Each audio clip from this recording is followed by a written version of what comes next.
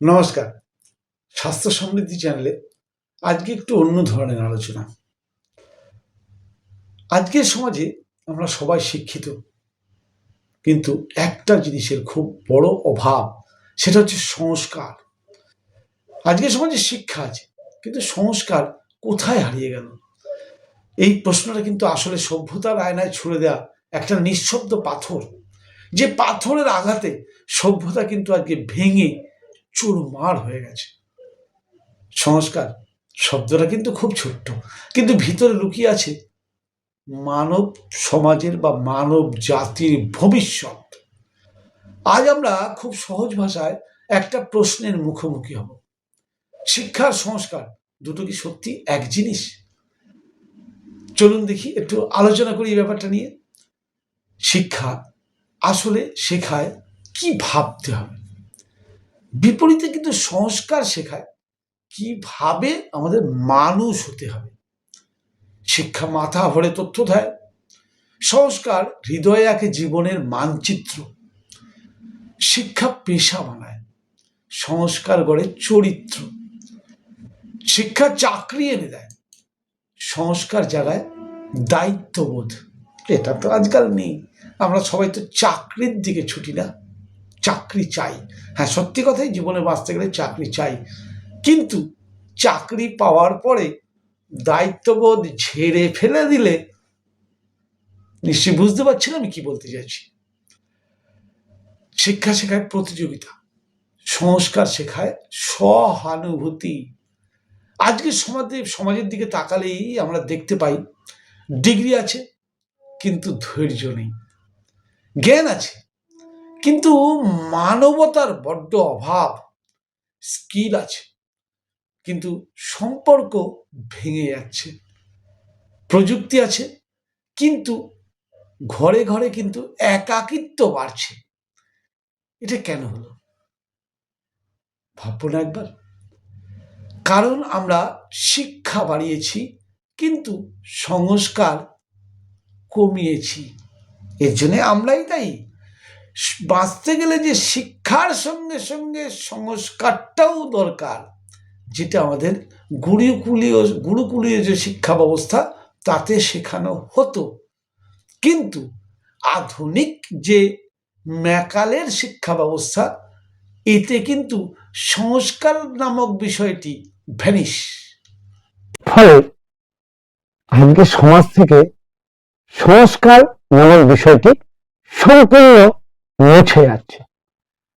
আজ সুস্থভাবে বাঁচতে গেলে কিন্তু আমাদের যেটা দরকার সেটা হচ্ছে 60% সংস্কার দরকার আর 40% শিক্ষা দরকার।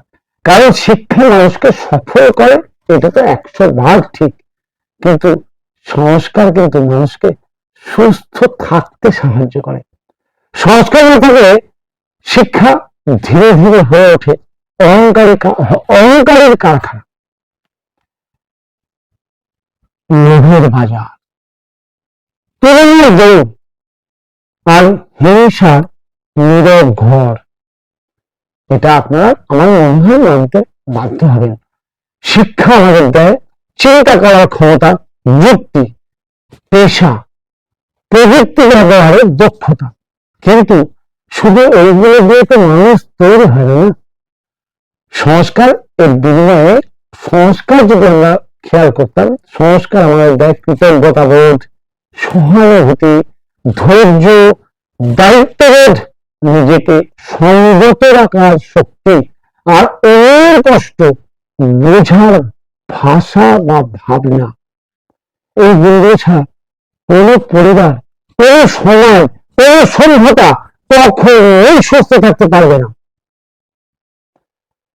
শেষে তো বলতেই হয় যে শিক্ষা হলো অনেকটা ডানার মতো, যে ডানা ছাড়া ওরা সম্ভব নয়।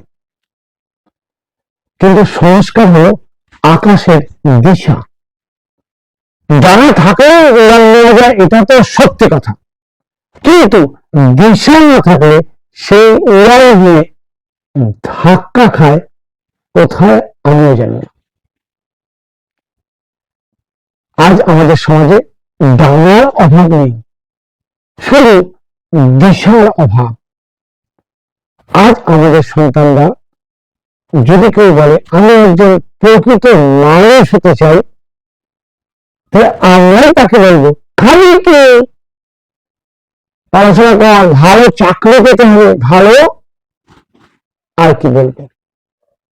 কিন্তু অবশ্যই শিক্ষা দরকার, আমি কখনোই বলি শিক্ষা দরকার নেই, কিন্তু যেটার অভাবে আজ সমাজ ভেঙে পড়ছে, আসুন না আগামী প্রজন্মকে শিক্ষার সঙ্গে সঙ্গে সংস্কারটা আমরা দেওয়ার চেষ্টা করি। আচ্ছা, সেই সংস্কারটা দেবে তার কারণ আমরাই জানি না আসল সংস্কার কি হওয়া উচিত, কারণ সেই শিক্ষাগুলো, সংস্কার শেখানোর যে শিক্ষাগুলো ধ্বংস হয়ে গেছে। তাই সেই শিক্ষার সম্বন্ধে আগে আমরা বড়রা কিছুটা শেখার চেষ্টা করি, পরবর্তী প্রজন্মকে বাড়িতে, স্কুলে তো নেই, সংস্কারের ব্যাপারটা উঠে গেছে। এখন ছাত্রকে যদি মাস্টারমশাই শাসন করার জন্য কান ধরে, আমরা গিয়ে বাড়িতে মাস্টারমশাই বাড়িতে গিয়ে ঝামেলা করি, আমার ছেলের কান ধরার সাহস আপনাকে কে দিল? এগুলো সংস্কার ছিল, আগেকার দিনে ছিল, আমরা ছোটবেলায় দেখেছি, কিছুটা দেখেছি। আজকে তো পুরো ধ্বংস। সমাজের আগামী প্রজন্মের ভবিষ্যৎকে সুস্থ রাখতে হবে শিক্ষার সঙ্গে সঙ্গে সংস্কার শেখাটা কিন্তু আমার মনে হয়, এটা আমার ব্যক্তিগত ধারণা, খুব জরুরি। আর সেটা সম্ভব যদি আমরা ঘরে আজ থেকে আমাদের আগামী প্রজন্মকে সংস্কার শেখাতে শুরু করি। নমস্কার।